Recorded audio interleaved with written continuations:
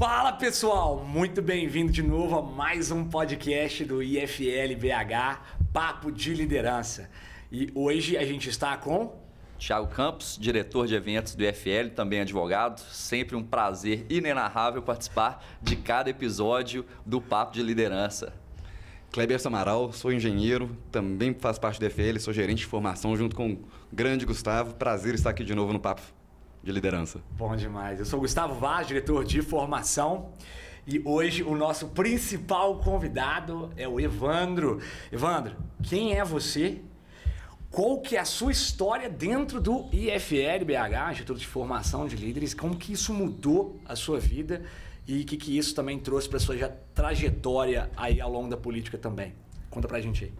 Bom dia, gente. Muito obrigado aí pelo convite, parabéns pelo podcast, pela iniciativa. Eu participo do IFL tem 15 anos, desde 2007. Estava bem no começo, recebi um convite para poder ir. E quem não conhece o IFL tem que conhecer. Eu formei, fiz pós-graduação, fiz diversos cursos, fiz curso fora. A melhor escola que eu tive na minha vida foi o IFL. Conheci muita gente boa, abriu minha cabeça. Eu conheci da minha esposa no IFL, então o IFL foi bom em todos os sentidos. Em todos os sentidos o IFL foi espetacular. Então, hoje eu sou associado honorário, tenho um prazer danado em poder participar e ter contato. E fico muito satisfeito de ver que vai entrando gente, formando gente, entrando gente nova e o ciclo continua acontecendo. Isso é muito importante para nós. Vai se renovando, né? A gente vê cada ano, muda a gestão, entra todo mundo forte, quer melhorar, quer propagar. Agora, você falando disso, não só do IFL em si, você falou o tanto que impactou na sua vida, mas como que impactou, eu não sei se foi isso que te levou para a política em si, você falou que abriu muito sua mente, Sim. Melhor aí que MBA, pós-graduação, etc. Como que foi essa transição, você sair de uma zona de conforto? Porque às vezes você tem ali, tá bem na sua empresa, você, vou entrar para política, ficar ali todo mundo batendo em mim, trabalhando igual um louco, para não receber, financeiramente falando, você vai receber muito menos que na sua empresa. Qual que foi o gatilho para você entrar para política? Foi o IFL? Onde ali foi o divisor de águas para você seguir esse caminho? É uma ótima pergunta, Thiago. E o IFL, né, gente, é um instituto liberal que a gente discute temas ligados ao liberalismo. E a gente, em 2007, era um jantar toda segunda-feira lá no Quality, ali na Afonso Pena, e só com gente bacana, só com gente boa. E num dos jantares, quem foi palestrar foi o Rodrigo Constantino. Que legal. E eu, assim como vocês são, eu era um cidadão inconformado. O IFL, a gente tinha discussões riquíssimas, gente espetacular lá dentro. E a gente entrava e saía toda vez mais culto, mais inteligente, mais bem informado. Só que a gente não fazia algo de prático da porta para fora. A gente cuidava bem das nossas empresas, gerava emprego, riqueza, imposto, mas, de fato, para ir para a vida prática do dia a dia dos outros cidadãos que às vezes não têm a oportunidade de conhecer o liberalismo, a gente não fazia muita coisa. E aí eu comecei a ficar incomodado com isso e externei isso para o Rodrigo Constantino. E o Rodrigo falou assim, olha, nós liberais, de fato, nós somos fracos em propaganda. A esquerda é muito boa em propaganda e nós somos fracos. De fato. Tem um pessoal lá no Rio, em São Paulo, querendo fundar um partido com viés liberal, etc. Tal. Não sei se vai dar certo e tal. Quem que é? É João Amoedo. Então tá bom. Aí fui atrás do João, a gente tinha conhecidos em comum, e o João me apresentou o que era a ideia do Novo. E eu vou te falar que se eu escrevesse o que eu pensasse, não sairia tão fidedigno quanto o estatuto que ele estava desenhando, as questões do Novo. E aí, gente, assim, eu tenho 3 projetos sociais, um de microcrédito, outro ligado à educação e outro de planejamento familiar. E é muito louvável, é muito bom, mas o projeto social que de fato consegue mudar a vida de milhões de pessoas é a política. felizmente ou infelizmente, é a política. A política, ela não deve ser criminalizada ou marginalizada. Ela é o caminho de se mudar um país. E eu não tenho vontade, não tenho vocação para ser político. Eu não tenho essa vontade. O jeito que eu arrumei de ajudar, de tentar mudar alguma coisa política, era apoiando quem eu acreditava e que fosse para a política, que fosse para a guerra, para a trincheira, tomar tiro. E o jeito que eu arrumei de fazer isso foi através do Partido Novo, que foi onde eu identifiquei que eram os valores e princípios que eu mais acreditava. E aí o IFL me levou a chegar no Partido Novo, e daí eu passei a ser um voluntário bastante ativo do Partido Novo. Não é nem que a gente ganha pouco, não. A gente paga para ser voluntário. Tem o você quer mudança. Tem o curso.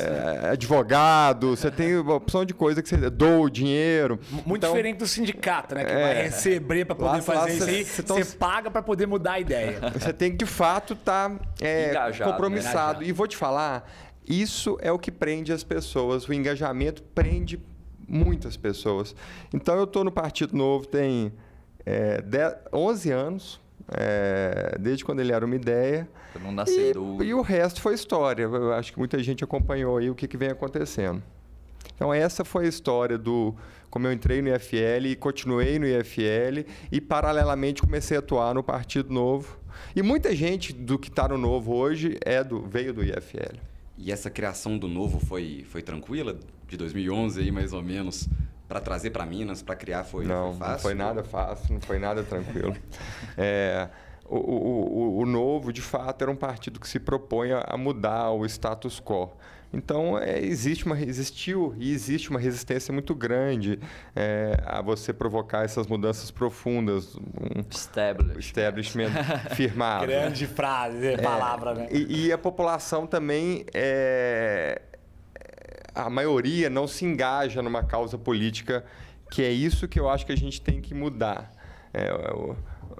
Um bom trabalho que vocês fazem aqui, que o IFL faz, é tentar disseminar essa informação para conseguir mais gente. Todo mundo se pergunta que dia que o Brasil vai mudar. O Brasil não muda, nenhum país muda. O que muda é a população do país. No dia que a população mudar, o país muda. A mudança do país é uma consequência da mudança da população.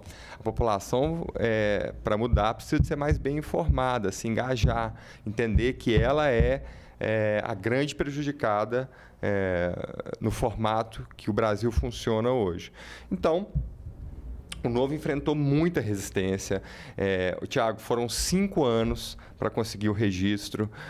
E o João tem um grande mérito nisso, porque ele gastou milhões de reais para conseguir fazer esse registro acontecer e se dedicou exclusivamente isso na vida dele durante esse período. Por que é tão difícil? Porque tem um tanto de pequeno partido aí. Qual que foi a barreira para... Não, é dificílimo. É dificílimo. Ô, Cleberson, é tão difícil que o Bolsonaro não conseguiu criar um partido. O presidente da República. Então, assim, você tem que ter diretório em 17 estados, você tem que recolher 500 mil assinaturas validadas pelo TSE. Pô, eu lembro que eu fui na Feira Hippie colher assinatura e... às vezes eu pegava a assinatura do Tiago. Aí o Tiago naturalmente não sabia qual era o título de eleitor dele. Então a gente tinha que conferir depois. Aí eu mandava para o TSE falava que a assinatura dele está diferente da assinatura do título de eleitor. Então, assim, para a gente conseguir validar as 500 mil, a gente pegou mais de 1 milhão. Entendi. Mais de 1 milhão. Aí você manda, volta. Pô, foram 5 anos para poder sair o registro. Então, de fato, apesar de ter 30 e poucos partidos, é muito difícil você conseguir fundar um partido aqui. Não é fácil. Aí você falou que o Estatuto do Novo, quando você viu, parecia que tinham lido sua mente.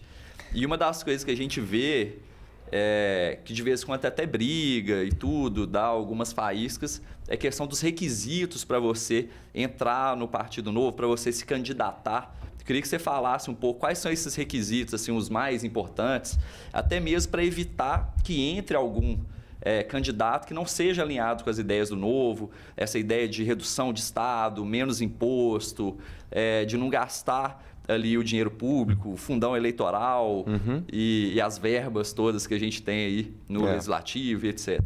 Muito bem. O Novo, ele foi desenhado Ele é um partido com viés mais liberal, então ele entende que o cidadão tem que ter um protagonismo maior do que o governo. Se o governo está grande, ele está tirando riqueza do cidadão e para todo mundo funciona melhor se a riqueza ficar no cidadão e não no governo. Então, na hora que você fala de fundão eleitoral, estatais, centenas de milhares de cargos, privilégios. Isso, para bancar o funcionamento dessa máquina, você tem que retirar dinheiro da população através de impostos. Lembrando que o fundão são 5,7 bilhões de reais, que saiu do seu bolso. Então, assim, na hora que você vai comprar essa caneta, que você às vezes vai pagar R$2 nela, se o Estado custasse menos, se tivesse menos estatal, menos funcionário, menos avião, menos palácio, menos privilégio, o Estado precisaria de arrecadar menos e essa caneta poderia custar R$1,50. E quem, às vezes, um assalariado ganha um salário mínimo, às vezes que não paga imposto de renda no dia 30 de abril, acha que não paga imposto, a caneta que ele comprou, a roupa que ele veste, a água que ele bebe, tudo ele pagou um pouco mais caro porque o Estado tem que arrecadar muito imposto para bancar essa máquina. Então, muito bem. O Novo tenta demonstrar claramente qual é a linha dele. Quando você decide se candidatar pelo Novo, você passa por um processo seletivo para verificar se você é de fato alinhado com os princípios e valores do Novo. O Novo não quer que uma pessoa que defenda estatização seja candidato pelo Novo. Então você passa por esse processo seletivo. E isso foi sendo aperfeiçoado no decorrer da existência do Novo. Antes, o processo seletivo ele era muito rígido no início e a gente podia ter dado um pouco mais ênfase à capacitação pós-processo seletivo. Hoje isso está se invertendo. O processo seletivo ele fica um pouco menos rígido, até porque tem muita questão que é subjetiva e a estrutura do partido não permite ainda que você consiga ter o controle de todas as pontas. A gente já percebeu falhas que houveram no processo seletivo. Isso tem que ser... Vai tendo as experiências. Vai tendo as experiências, tentativa e erro, vai consertando. E agora a gente faz um processo seletivo inicial, faz um curso de formação e a gente tem que ser rígido no acompanhamento do mandatário. Porque se o mandatário desviar do que ele se propôs, você tem as medidas de suspensão, expulsão, etc. e tal.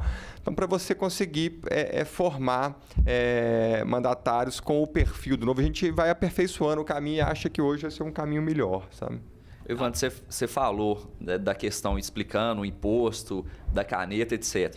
O Novo, ele tem aquele preconceito, fala assim, é partido de rico, é partido de empresário. Sendo que o imposto, a gente bem sabe, aí você pode explicar melhor, ele afeta muito mais a população, o assalariado, do que em si o empresário. Porque fala assim, igual eu já tive uma palestra, aí perguntaram, tinha muito empresário, vocês acham que empresário, quem recolhe imposto, empresário ou cidadão comum? Todos os empresários levantaram a mão. Aí quem estava palestrando falou assim, não, vocês não recolhem, não, vocês só repassam. Porque você tem o imposto... Você coloca no custo. Você coloca no custo. Quem está pagando é a população, o cidadão comum que está comprando na sua mão. Explica um pouco como que funciona primeiro falar um pouco do preconceito que tem e por que o Novo, igual que ele defende, redução de imposto, etc., por que ele não consegue atingir essa população, digamos que pobre, falar assim, não, o Novo é do rico, o PT, por exemplo, defende o pobre e etc. Tiago, essa é uma ótima pergunta. Uma das coisas que mais me afligem, assim, que tira meu sono à noite, que às vezes é meu motor de motivação, é que quem é mais afetado pelo Estado grande são as pessoas de mais baixa renda e elas não sabem disso. Essa caneta custar R$2 para uma pessoa de alta renda, não tem muito problema. Mas se uma pessoa de baixa renda, que ganha às vezes R$1.100, R$1.200, R$2.000, se no final do mês pudesse sobrar para ela mais R$300, R$400, ia fazer uma diferença enorme. Bom, o fato do Estado ser grande, obeso e isso necessitar com que ele arrecade muito dinheiro, faz com que ele precise de cobrar um imposto alto para ele poder bancar o custeio da máquina dele. Ao ter que bancar um imposto alto, todos os bens e serviços são mais caros aqui por causa desse imposto alto. E isso vai doer mais no bolso do cidadão de baixa renda do que no de alta renda. Uma dicotomia é que o cidadão de baixa renda ele é menos informado. Ele tem outras prioridades e outras necessidades e ele é menos informado. Ele não sabe disso. Consequentemente, ele não se engaja e não luta para que isso mude. Acaba sendo massa de manobra, né? O que a gente acaba falando. Ele não tem nem tempo, né? Ele pega 3 horas junto. Exatamente. Ele tem outras prioridades. Não vai ficar pensando nisso. Então, me dá uma aflição danada de quem é o mais prejudicado por isso, não saber que é e não lutar para que isso mude. O Brasil vai mudar no dia que essa dezena de milhões de pessoas souberem disso. O Brasil tem 11 milhões de analfabetos e 38 milhões de analfabetos funcionais. São 50 milhões de pessoas. No dia que essas pessoas souberem que ele está pagando mais caro na caneta, no copo, no papel, na máscara da Covid, por causa que o imposto é alto, o Brasil vai mudar. No dia que ele cobrar o seu político, no dia que ele, na hora de votar, ele souber disso, o Brasil vai mudar. E por que o Novo tem essa, vamos dizer assim, tem esse preconceito de ser partido de riqueza? Porque esse discurso nosso, para as pessoas entenderem e para dar liga, é muito difícil dar liga numa pessoa que não tem informação, que não tem nenhum tipo de formação, que não tem nenhum tipo de conhecimento. É muito difícil. Para a pessoa entender esse discurso, ela tem que ter um certo grau de instrução, de compreensão. E, infelizmente, como eu disse, tem 38 milhões de analfabetos funcionais no Brasil e 11 milhões de analfabetos. Então, a população que consegue absorver mais esse discurso é uma população que tem uma renda média um pouco superior. O que é o oposto do que deveria acontecer. Porque quem é prejudicado não é a população de alta renda, é a de baixa. De baixa renda. Então, esse preconceito de ser partidista é simplesmente porque o discurso. Mesma coisa, você vai olhar lá o Instituto, o Shopping de Livro IFL, o Instituto Mises, o Instituto Milênio, provavelmente as pessoas que frequentam são pessoas que têm uma renda um pouco mais alta, porque conseguem assimilar o que está sendo discutido ali. E nosso desafio, gente, de nós 4, do Instituto, do Novo, é tentar transmitir essa informação para a população de baixa renda. Se a gente conseguir fazer com que eles entendam que eles são os grandes prejudicados por isso e eles se engajarem de alguma maneira na política, o país muda. Tem que colocar um bode na sala, né?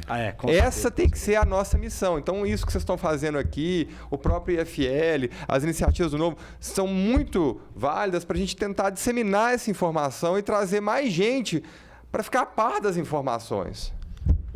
Acho que o principal ponto, e isso é o mais legal, o que a gente está tentando fazer aqui com o Papo de Liderança, do IFL, o podcast, é tentar trazer isso de uma maneira mais fácil. Porque, querendo ou não, talvez não consiga ter isso na escola e provavelmente também não vai ter questão de doutrinação, isso é outro assunto, mas acho que todo mundo, a grande maioria das pessoas tem acesso à internet hoje, né?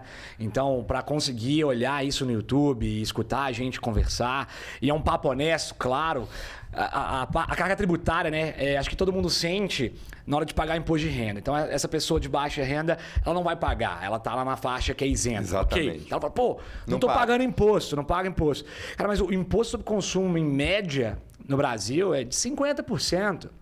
Muito, muito claro. Quando você chega naquele dia livre de imposto, né, teve que ser criado algo para mostrar.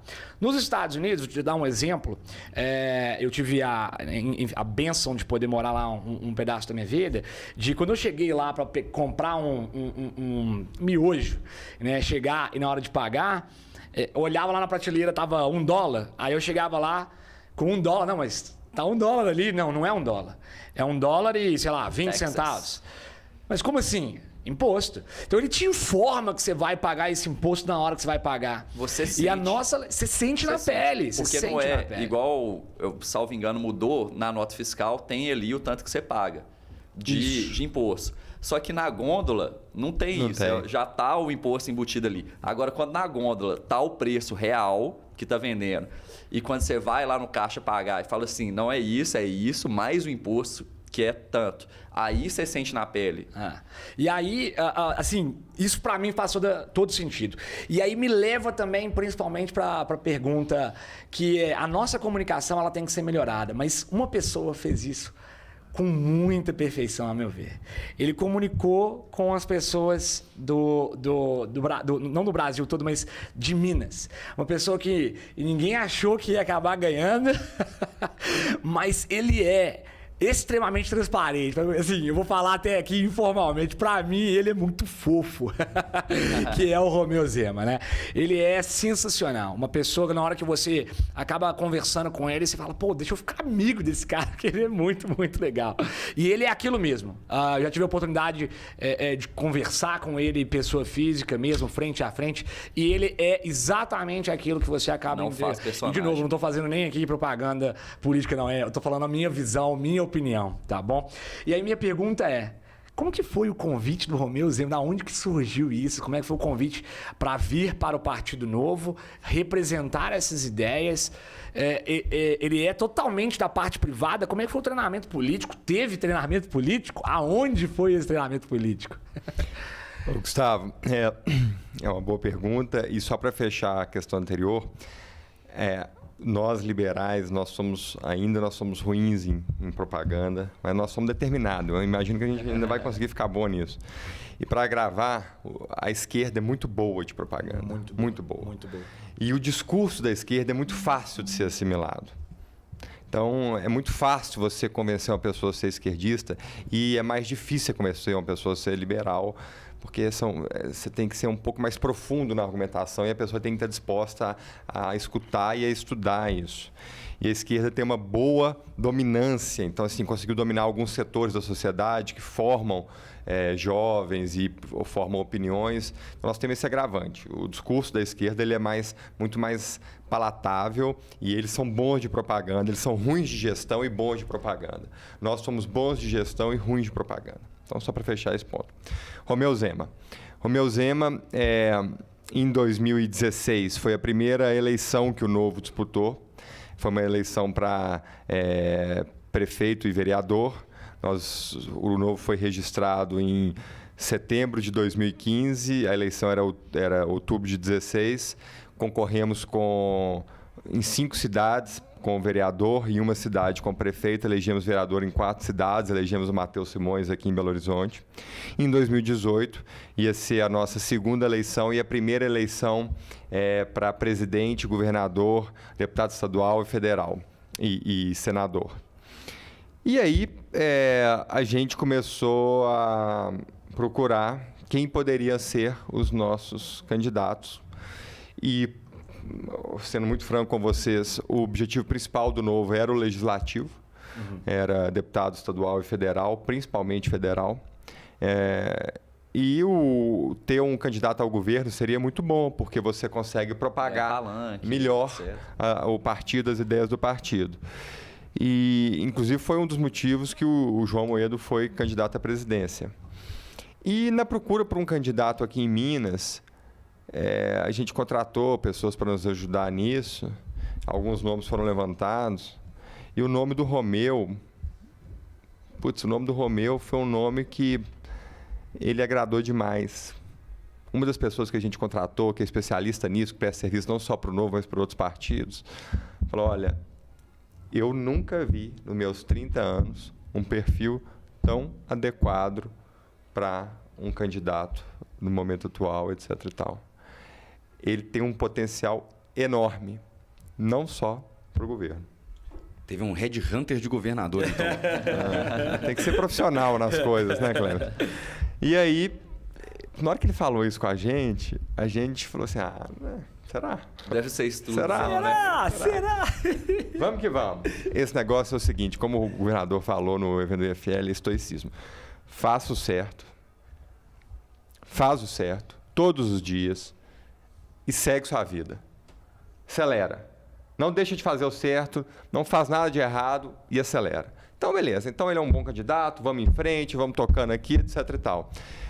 Convidamos ele, eu lembro até hoje, num café da manhã naquele hotel Holiday Inn, na Professor Moraes, e inicialmente ele não queria. Como 90% das pessoas que a gente convida para ir para o Novo. Por isso que ele é perfeito pro cargo, né? Ele até brincou num podcast que eu vi e falou assim, eles tentaram umas 2 pessoas antes, aí tentou, falou assim, como eu fui o único que quis, falou assim, mas ele mesmo fala que ele mudou de ideia no meio de caminho, aí você pode falar. Antes o Salim, de fato a gente tinha tentado o Salim, aí o Salim não quis e tal, só que o Salim a gente sempre teve muita proximidade com ele não foi tanto questão de headhunter, não. Ele foi nossa iniciativa mesmo convidá-lo. O Romeu já foi um perfil mais, de fato, pesquisado e procurado e tal. E ele participava da Endeavor. E a gente conheceu ele pela Endeavor. E aí convidamos no começo, ele não queria. E foi muito interessante, né? Você vê esse sentimento que ele tem, é o sentimento que eu tenho também e que muita gente do Novo tem. Eu não posso deixar de ajudar. Eu tenho capacidade de ajudar, eu não posso deixar de ajudar. Eu não vou conseguir viver bem comigo mesmo se eu não ajudar. Eu tenho essa capacidade, eu tenho condição física, mental, financeira, psicológica, caráter. Eu tenho que ajudar. E depois ele topou. E o Romeu é um cara extremamente disciplinado. Extremamente. Então você falava assim, olha... O script é esse, nós temos que fazer isso aqui, temos que fazer tantas e tantas cidades, esses aqui são os pontos, aqui que a gente tem que procurar. Ele é uma pessoa incansável. Chegava no final do dia, ele ainda corria para poder esparecer. Ele é um cara que não tem ambição política. Então, isso faz com que ele seja bem avaliado. Ele falou isso recentemente, né? Não, eu quero fazer o certo. Se eu for perder meu cargo, não importa. Então, ele é um cara que... Não se renda de aplausos, ele falou. Ele é um cara que, se ele nunca mais for nada na vida dele politicamente, ele vai estar satisfeito. Vai lá para achar, vai continuar arrumando a cama dele, lavando os pratos, trabalhando. Tomando café, correndo, comendo manga. Fazendo tudo que tem que fazer. E ele é um cara... Você conhece aquele ditado que, assim, o poder muda as pessoas? Eu estou falando aqui, vocês vão gravar isso aqui e vai ficar eternizado. Ele é um cara que não mudou de 2017 para 2022. Ele é exatamente a mesma pessoa que ele era em 2017, ele é em 2022. Isso é muito bom. O poder não mudou ele. Então, ele é tipo de um estadista. Ele é o sinônimo de um estadista. Ele está lá para servir a população. Ele já teve muito sucesso na vida dele profissional. Ele é um cara relativamente jovem, tem muito gás para queimar e está contribuindo com a sociedade pela capacidade que ele tem. Então, de fato, o Romeu é um cara que eu admiro demais, sou muito grato a ele.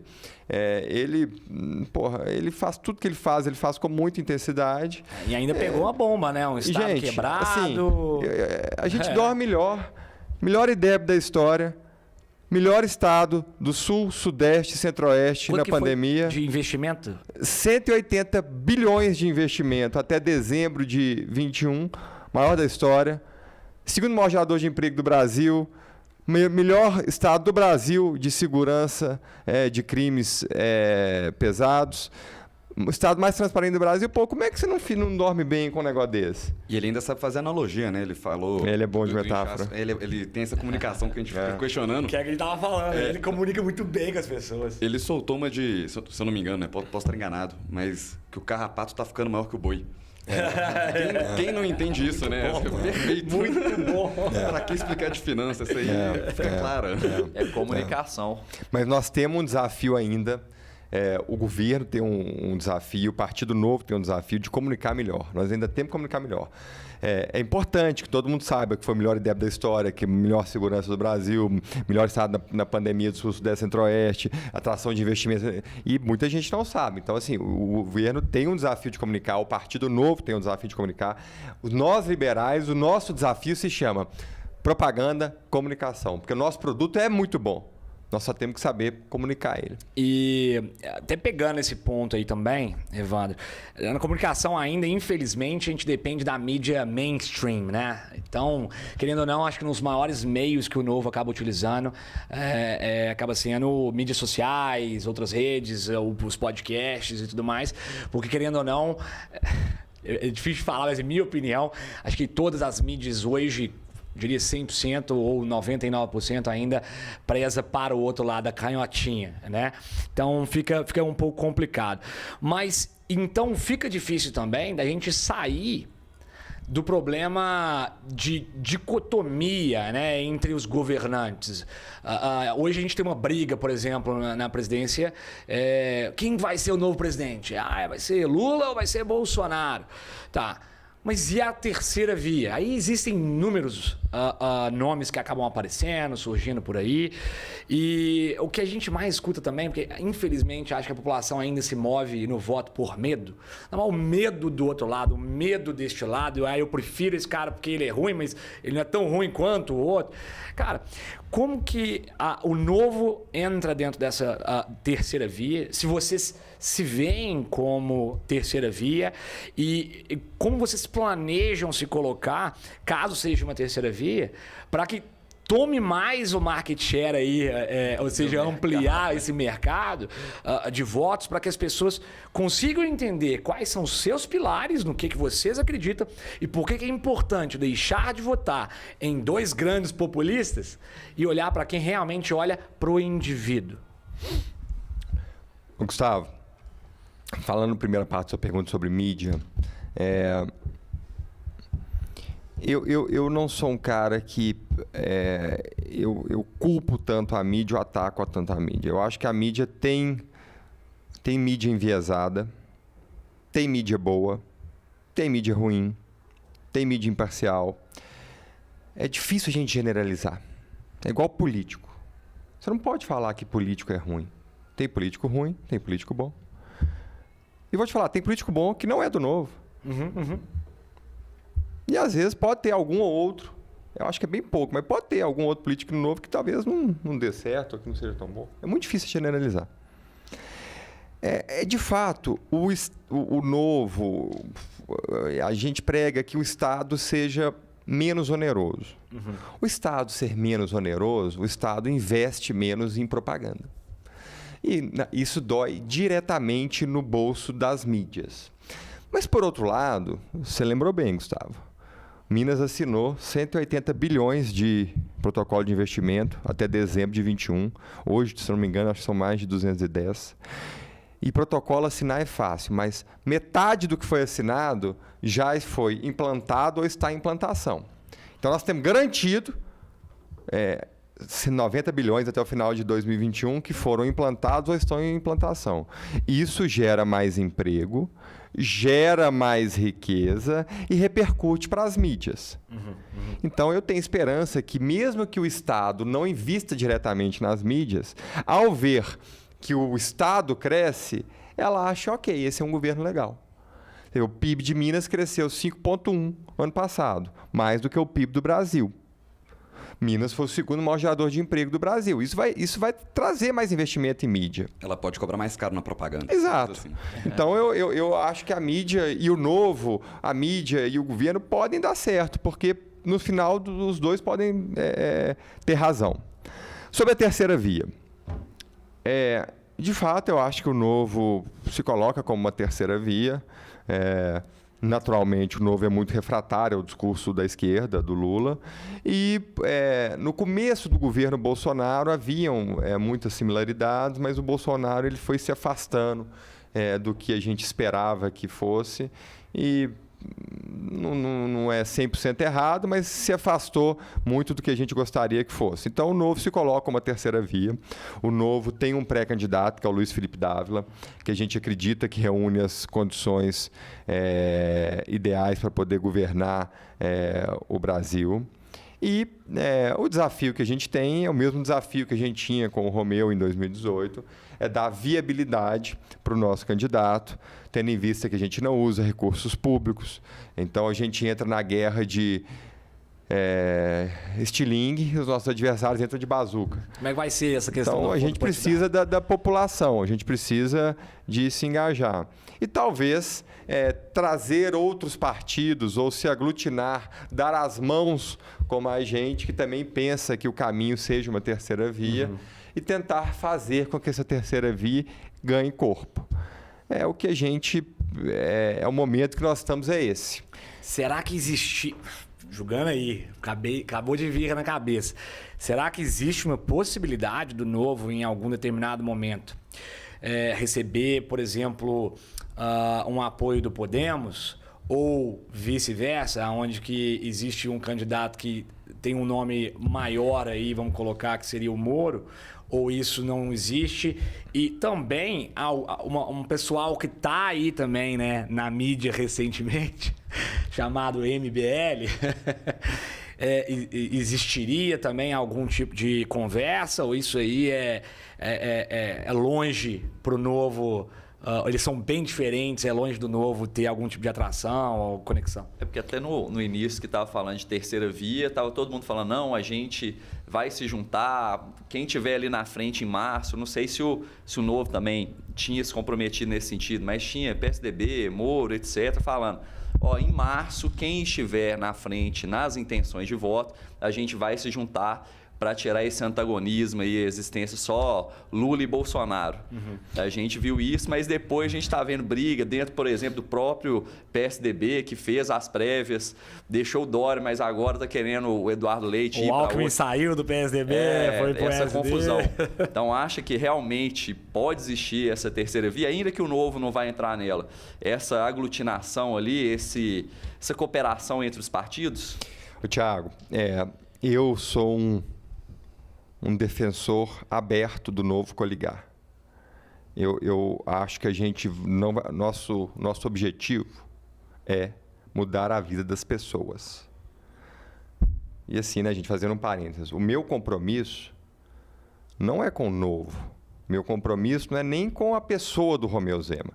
O meu compromisso é com os valores e princípios que o Novo hoje defende e que o Romeu Zema defende. Então, se amanhã aparecer um outro candidato, aparecer um outro partido que defenda esses valores e princípios, eu vou apoiar também. E quais são esses valores e princípios para todo mundo saber? Um Estado mais eficiente, menor, que custe menos e não precise de retirar da população tantos impostos. Um Estado focado em saúde, segurança e educação, que é o que de fato o Estado precisa de atuar. Não que o Estado precise ter escola, mas ele precisa atuar na educação. Não que o Estado precise ter hospital, mas ele precisa atuar na saúde. Agora, o Estado não tem que atuar em transmitir energia elétrica, em gás, em ser concessionário de saneamento, de água, em ter empresa de helicóptero, em ter empresa de lítio. Não precisa disso. A iniciativa privada faz isso melhor do que o Estado, e o Estado tem tanto problema para lidar, vai ficar preocupado com mina de nióbio em Araxá, ele tem que concentrar em saúde, segurança e educação, o resto a iniciativa privada faz. Então, equilíbrio fiscal, um Estado mais eficiente, um Estado mais focado, o cidadão com maior protagonismo. Esses são os nossos valores e princípios. Então, quem defender isso, eu vou estar nesse barco. O Moro, eu acho que ele prestou um serviço muito importante para o Brasil. Quem entende quem faz direito, entende judiciário, acha que ele cometeu alguns erros, mas eu acho que, como brasileiro, ele prestou um serviço importantíssimo para o Brasil. Agora, ele, para mim, é uma incógnita como gestão. Não sei como é que ele... Não sei se ele é a favor de privatização, se não é, se é a favor do Estado mínimo, se não é. Então, para mim, fica difícil de eu falar assim, olha, tem que juntar em torno do Moro. Eu não sei. Ele, para mim, é uma incógnita. Eu preciso de entender melhor quais são as propostas dele. E, como eu disse no começo, eu sou um amplo defensor de coligação. Então, desde que seja alguém que suba no palco e não tenha receio de falar, nós temos que privatizar, nós temos que ter um Estado menor, mais barato, que o cidadão sobre mais dinheiro no bolso do cidadão, ganha um salário mínimo, sobe mais dinheiro no bolso dele no final do mês, porque ele vai precisar de pagar menos imposto. Gente, olha que coisa maravilhosa. O Estado de Minas teve uma arrecadação maior sem cobrar 1% a mais de imposto. Porque a economia cresceu mais, isso gera mais imposto. Ele fez um trabalho de reduzir despesa, reduziu 46 mil cargos, vendeu avião, não usa palácio, reduziu assessor. Pô, tirou o cafezinho dos secretários, tirou. O Romeu, numa reunião lá, ele comprou na loja dele lá 50 máquinas de café, deu para cada um e falou, gente, quem quiser usar café, compra o café. Estou dando para vocês aqui a máquina, nós vamos cortar o café. Isso custava acho que 2 ou 3 milhões por ano. E assim você vai. Muita coisa. E assim você vai. Então, pô, você reduziu despesa, você conseguiu aumentar a arrecadação porque a economia reagiu. Você passou a pagar funcionário em dia, começou a distribuir o dinheiro dos municípios que não era distribuído, deu aumento para a segurança em 2020, conseguiu fazer a reforma da Previdência, o que vai gerar uma economia também, pagou o Pimentel, fez o empréstimo consignado, os caras pagaram o empréstimo, mas ele não repassou para os bancos, não tem o nome sujo, pagou lá mais 200 e tantos milhões. Esse é o caso mais bizarro que eu já ouvi falar de outras administrações. Ô, Cleverson, o Pimentel não pagou o 13º de 2018. Então, quer dizer, o Zema pagou o 13º de 2018 e 19 em 2019. Então, isso conseguiu fazer com esse aumento de arrecadação sem aumentar imposto e redução de despesa. Então, essa é a plataforma do Novo. E quem estiver disposto a compartilhar desta plataforma, que suba no palanque conosco. E a gente sobe junto, se for para defender essas pautas. E eu acho que o Brasil, o Estado, o município ganha se tiver mais gente remando para o mesmo lado, conseguir engajar mais gente nessa. A gente não aceita flexibilizar valores e princípios, as nossas propostas. Mas se mais gente estiver querendo dar a mão, caminhando para isso, daí eu acho que a gente tem que dar a mão. Ô, Evandro, mas só para candidato à presidência, governo, ou tem que dar a mão e apoiar e subir no palanque para outros cargos? Qual que é a importância dos outros cargos, aliás? Para que tem deputado? Para que a gente vai precisar? Ou precisaria, ou nem precisaria fornecer apoio para esses outros cargos até eletivos? Emendando o que ele está falando, a população brasileira, ela tem ali uma paixão, ela discute mais o poder executivo, governador, prefeito e presidente. E o legislativo deixa um pouco de lado, é a brincadeira que a gente sempre faz. Quem que você votou para vereador? Quem que você votou para deputado estadual? Deputado federal? A grande maioria da população não lembra. E a gente vê que várias pautas, até no governo de Minas, ficaram travadas, pautas boas, que o executivo tomou ali providência, iniciativa, mandou para a Assembleia e ficou simplesmente parado, sendo que a população não presta tanta atenção. Então, até aproveitando o gancho do Cleverson, você falar um pouco desse apoio igual o Zema, vocês falaram que inicialmente vocês queriam colocar mais pessoas no legislativo. Por sorte, ironia do destino, a gente estava vivendo ali a auge da Lava Jato, querendo mudanças, e o Zema veio ali por fora e conseguiu. Mas a importância mesmo do legislativo em relação a isso. Tiago, essa é uma ótima pergunta. Eu costumo dizer que nós fomos o mais bem preparados, os mais os mais competitivos no hall de candidatos que a onda do momento se apresentava.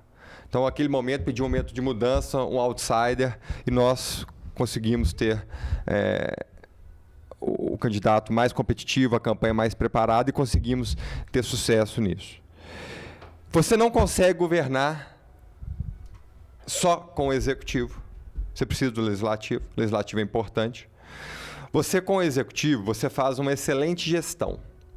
Mas é difícil de você deixar grandes legados. Uma privatização é um grande legado, é difícil reverter. Uma reforma da Previdência é um grande legado, é difícil reverter. Um regime de recuperação fiscal é um grande legado. A gestão você faz da porta para dentro. E o Romeu faz isso muito bem e conseguiu alguns poucos legados. Por exemplo, a reforma da Previdência foi um grande legado. O acordo, o termo de reparação com a Vale foi um grande legado. Demais. O de Mariana, vocês têm que lembrar, né? O de Mariana, que foi na época do Pimentel. Tá gravado ainda. É o de Mariana. Foi 2015. Tem 7 anos. Até hoje não foi feito o acordo. Foi feita a Fundação Renova e não sei o quê, e o troço não andou. O de Brumadinho, que foi em janeiro de 19, em 2 anos, o Romeu e a equipe dele conseguiram fazer o acordo. O segundo maior acordo da história do planeta, 37 bilhões. E ficou 3, 4 meses agarrado na Assembleia, mas em 2 anos saiu. E agora, esse ano, começam as obras do termo de reparação, a transferência de renda para a região do Brumadinho para o Paraupeba já está acontecendo desde o ano passado. Algumas casas sendo construídas lá. Já está acontecendo desde o ano passado.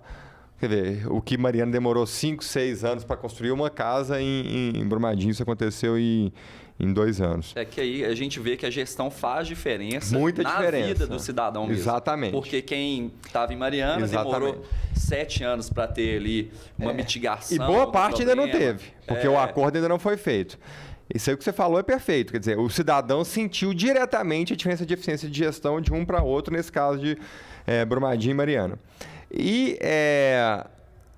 Só que você precisa do legislativo. O Bolsonaro também sofreu muito com isso. E você não consegue privatizar uma grande estatal, você não consegue fazer uma grande reforma sem passar pelo legislativo. Então, o legislativo é fundamental.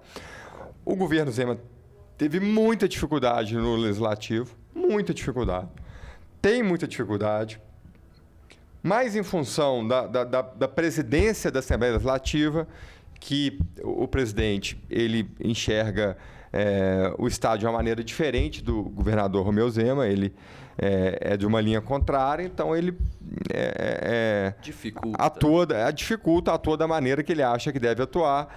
E tem vários deputados que comungam com o pensamento do governador, mas que quem pauta a Assembleia é o presidente. Então, o governo teve essa dificuldade, isso acontece numa democracia, mas a população precisa se posicionar. A população tem que falar se está certo ou está errado, se é para votar a recuperação fiscal ou não, se é correto ter demorado 4, 5 meses para votar o termo de reparação da Vale ou não, se a Codemig, que está lá protocolada há 2 anos e meio, se é correto ou não ter essa espera para privatizar ela, se deve ou não privatizar a CEMIG e Copasa, que os projetos já estão prontos para serem votados, para serem encaminhados para a Assembleia. Então, a população tem que fazer sua parte também. É muito difícil você conseguir governar e fazer sem um legislativo, mas para mudar isso, gente, é o que nós falamos no começo. A população tem que participar, tem que ir lá atrás de quem ela votou, tem que se manifestar, olha, cobrar. Tem que fazer isso, tem que fazer aquilo, eu votei em você por isso ou por aquilo. A população tem que se posicionar e dar o recado nas urnas.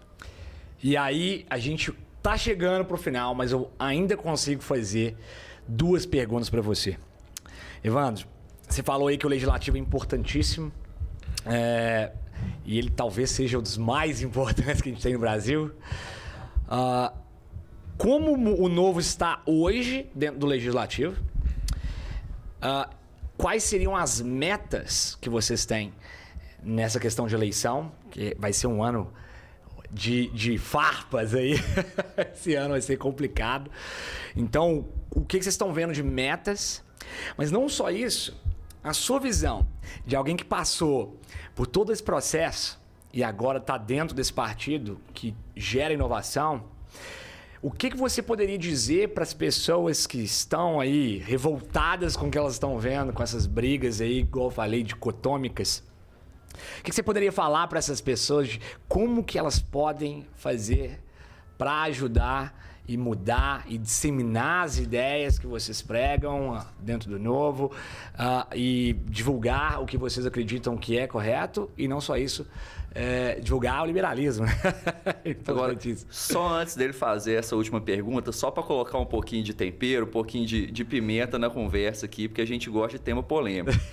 A gente não falou até agora, porque o governo Zema, bem, a gente sabe aí os deputados do Novo são os mais econômicos, etc. Tá indo super bem, crescendo super bem.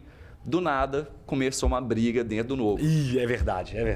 Briga pública. Não pode deixar isso de fora, não pode, briga pública. Queremos saber. E questão de Amoedo, etc. Explicar um pouco que, assim, briga tão pública, salvo engano, a Assembleia Legislativa, não por causa do Amoedo em si, mas outras coisas. Deputadas estaduais, uma caiu na mão com a outra lá. O que está acontecendo com o Novo? Vocês já passaram dessa fase de ter ali intriga, conflito, já resolveram o problema ou ainda tem coisa para resolver lá? Como que tá essa situação? Explica um pouco pra gente. São 3 perguntas aí para finalizar. Eu já quis jogar essa pimenta para dar uma girada, o algoritmo vai gostar. Fogo no parquinho. Fogo no parquinho. Gente, é muito bom. É importante isso, a gente tem que ter a oportunidade de esclarecer.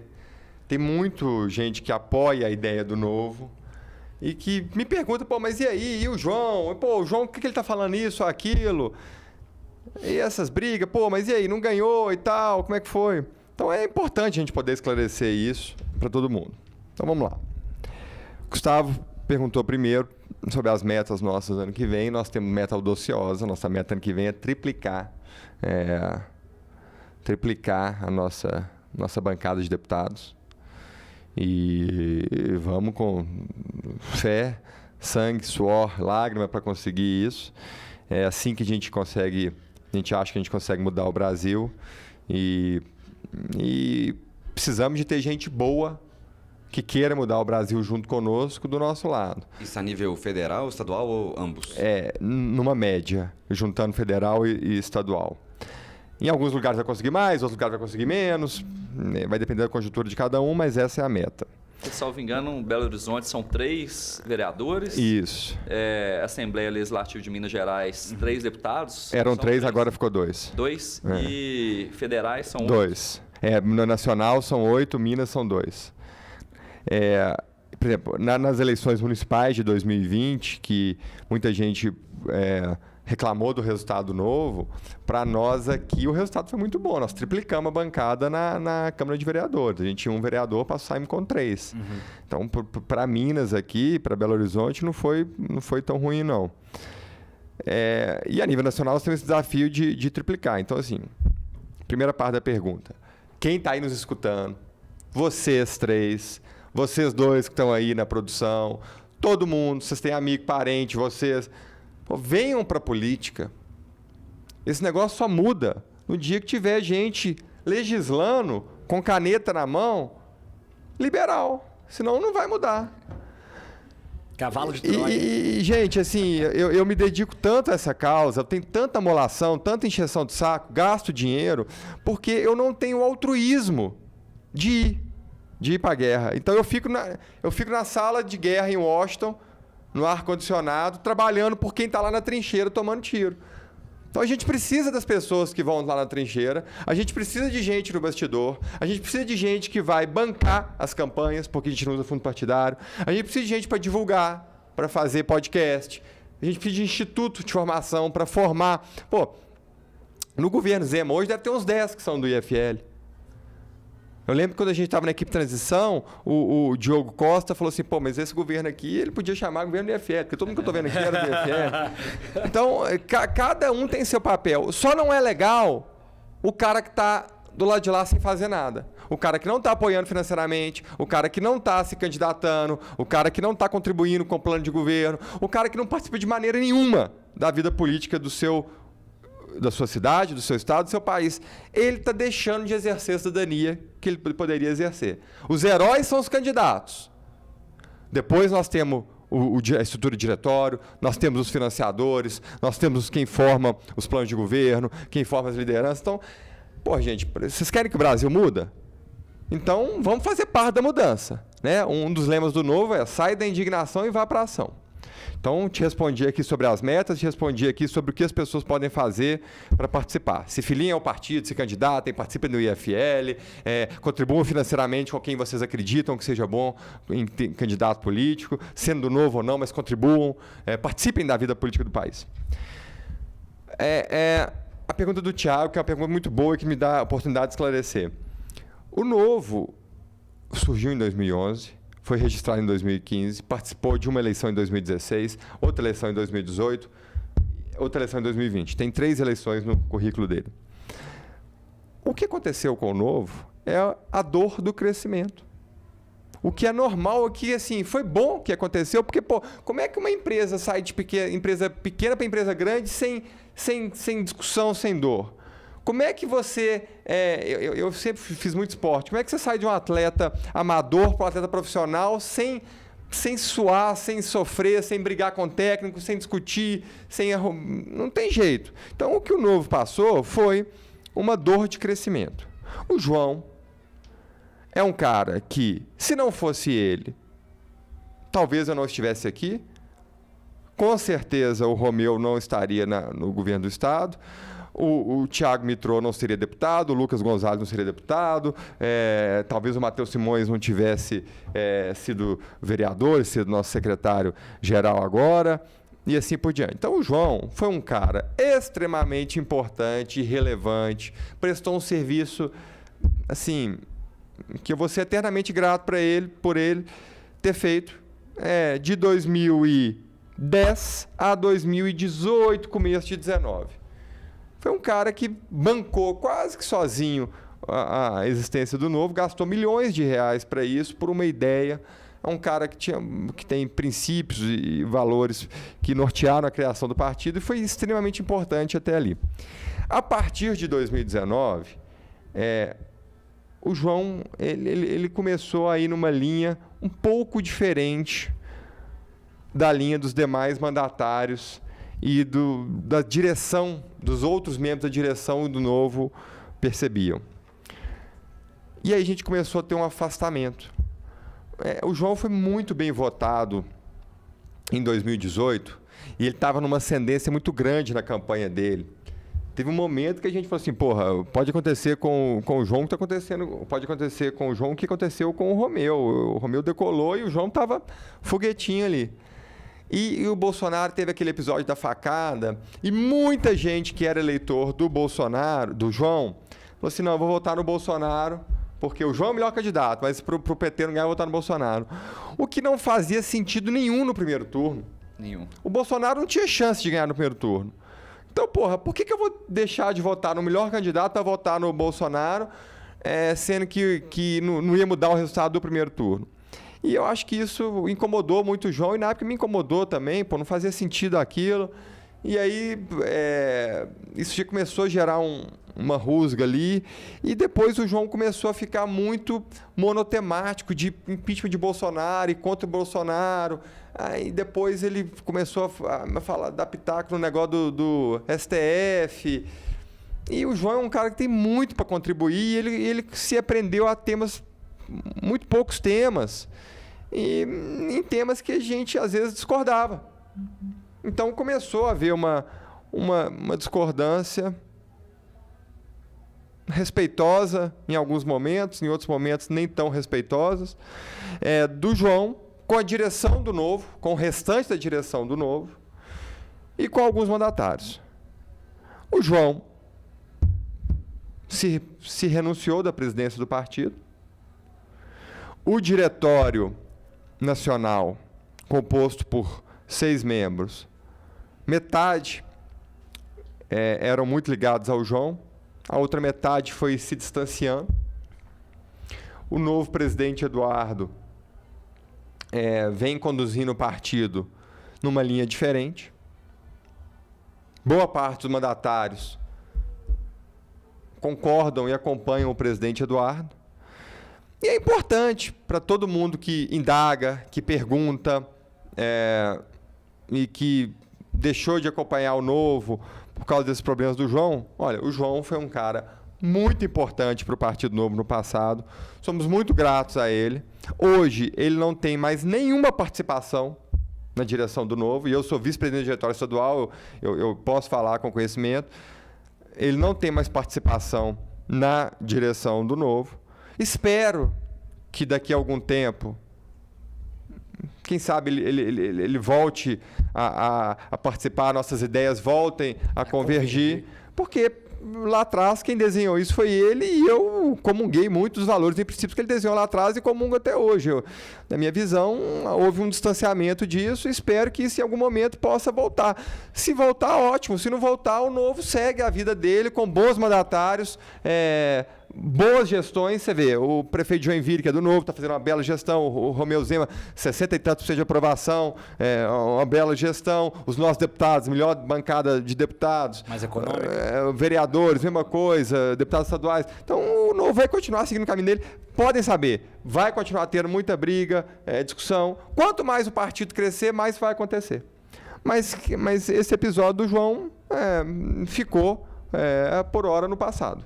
E espero que a gente continue sendo um partido com...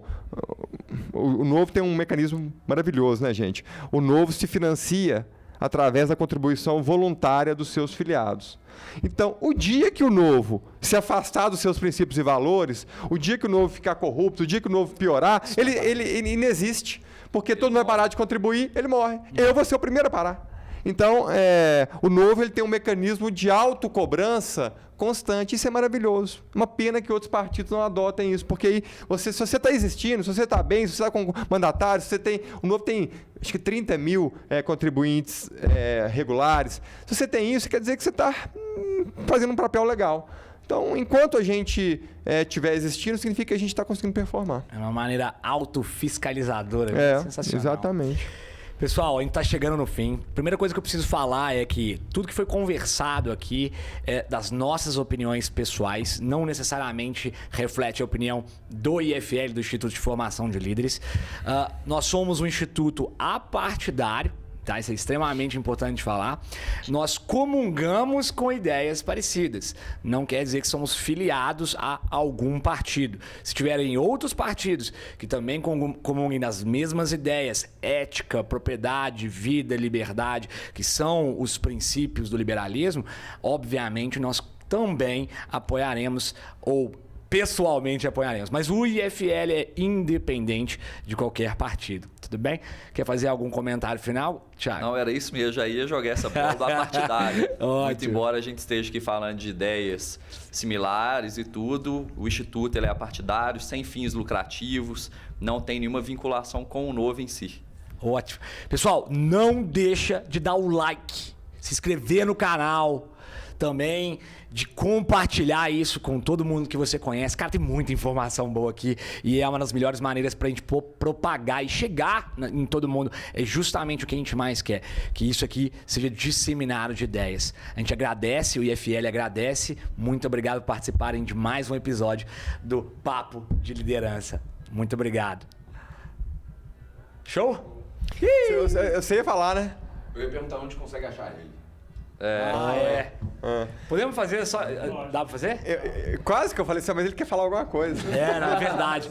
Dá pra fazer como se fosse... É mesmo. Bom que como você mandou pra ele, manda pra ele de novo, aí manda pra ele. Se eu tenho que falar alguma coisa... Como é que é? Você mandou pra ele uma Thiago, tem mais alguma coisa pra falar? Pra cortar nessa parte, ou você manda pra ele e você continua depois dele. Tá, então vou falar a mesma coisa. Thiago, tem mais alguma coisa pra falar? Beleza. Thiago, tem mais alguma coisa para falar? Na realidade, você já falou, era só para reforçar mesmo. O Instituto ele é partidário, não tem nenhuma vinculação com o Novo, muito embora o Evandro tenha falado que estava no início lá do governo, estava aparecendo o governo do IFL. A gente não tem nenhuma vinculação, tem vinculação às vezes de ideias que a gente comunga, né, e juntos. E é só isso mesmo. E agradecer aí mais uma vez a participação do Evandro, Kleber, eu também estou muito feliz de estar aqui. Vamos deixar agora também aonde que encontra todo mundo. Eu sou Gustavo Vaz, vocês podem me encontrar no Instagram, gustavo.vaz.111. E aí você, Kleberson? Kleberson é @Klebin, com K. Fácil. E queria saber do Evandro, né? Além do Instagram, onde mais consegue também páginas do Novo, onde que segue para poder pegar essas ideias, o que está acontecendo lá? Bom, eu sou empresário do mercado imobiliário, então quem é familiarizado com o mercado imobiliário é fácil de me encontrar. No meu Instagram é Evandro Negrão de Lima, Twitter é EVNegrão. o Partido Novo, acho que o Partido Novo, não sei se você sabe, é o maior do Brasil em rede social. Né? Então também é fácil de encontrar o Partido Novo nas redes. E, gente, se engajem. Lembrem, quando você cobrar a mudança do Brasil, lembra que quem tem que mudar primeiro são os brasileiros. Então, quem não está participando de alguma forma da política, participe. É aqui que muda o país. E agora é meu jabá, porque eu não falei o meu Instagram, né? Qual que é o seu Instagram? Thiago.th.o.campos. Agora, o grande importante também, IFLBH, não deixa de seguir lá também, importantíssimo. Pessoal, agradeço novamente pela participação e nós fechamos por hoje. Muito obrigado.